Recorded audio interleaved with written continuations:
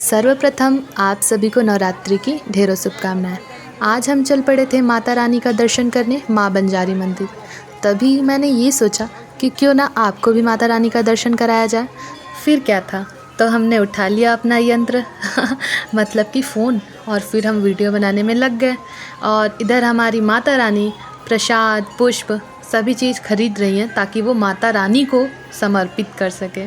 फिर पुष्प लेने के पश्चात हम आगे चल पड़े। यह माता रानी का मेन प्रांगण है।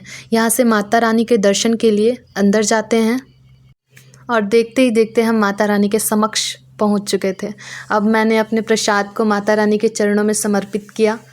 और भीड़ का तो आप अंदाज़ा लगा ही सकते हैं, इतनी भीड़ है कि मैं क्या ही बताऊं। वहां तक पहुंचना ही बहुत मुश्किल था। फिर भी जैसे तैसे मैं और मेरी माँ माता रानी के समक्ष पहुंच तो गए। माता रानी के दर्शन करने के पश्चात थोड़ा आगे बढ़ते ही हमें माता रानी का शयन कक्ष दिखता है। फिर हम माता रानी का दर्शन करते हैं, माता रानी के शयन कक्ष का, और उसके बाद विनती करते हैं कि माता रानी आने वाले समय में हमारी ज़िंदगी में खुशहाली लाइएगा। और ये सारी विनती कौन कर रहा है? हमारी माँ कर रही हैं। दर्शन के पश्चात हम चल पड़े ज्योति कक्ष, यहाँ पर ज्योति का दर्शन करने के लिए।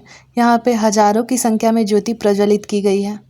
हम चल पड़े अपनी ज्योति के दर्शन करने, लेकिन यहाँ पर भी मेहनत कम नहीं करनी पड़ी क्योंकि यहाँ पे भी भीड़ बहुत थी।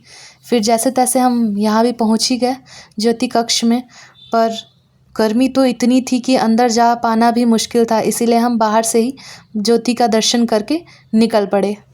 बाहर से मंदिर कुछ इस तरह से दिखता है, काफ़ी सुंदर। और आज का मौसम भी बहुत अच्छा था, तो मन ही नहीं कर रहा था कि हम घर जाएं। तो हमने सोचा कि आज पूरी मंदिर घूम ली जाए।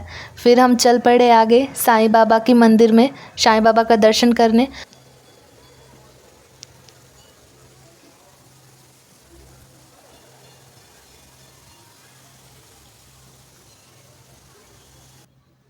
दर्शन करने के पश्चात माता रानी हमारी मौसम का आनंद लेते हुए मज़े से घूम रही हैं मंदिर के प्रांगण में।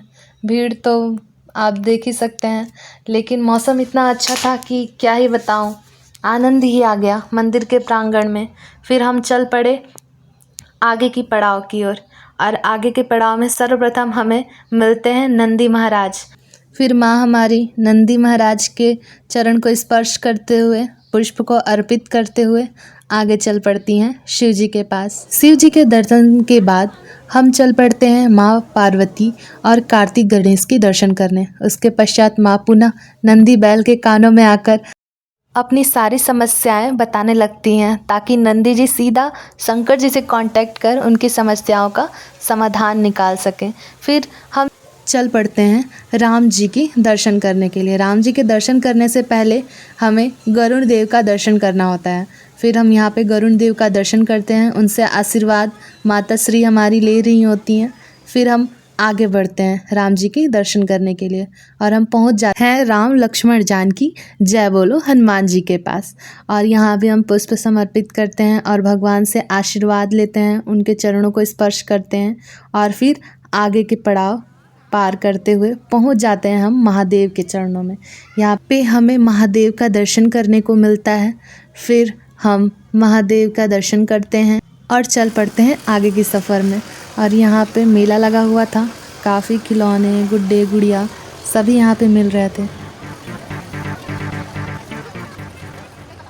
और अब हम पहुंच जाते हैं फैंसी की दुकान पर, और यहाँ पर आकर हम नवमी की पूजा के लिए ख़रीदारी करनी शुरू कर देते हैं, जैसे कि चुनरी वगैरह बहुत सारी चीज़ें मम्मी यहाँ से लेती हैं। और इस तरह से हमारा सफ़र ख़त्म होता है।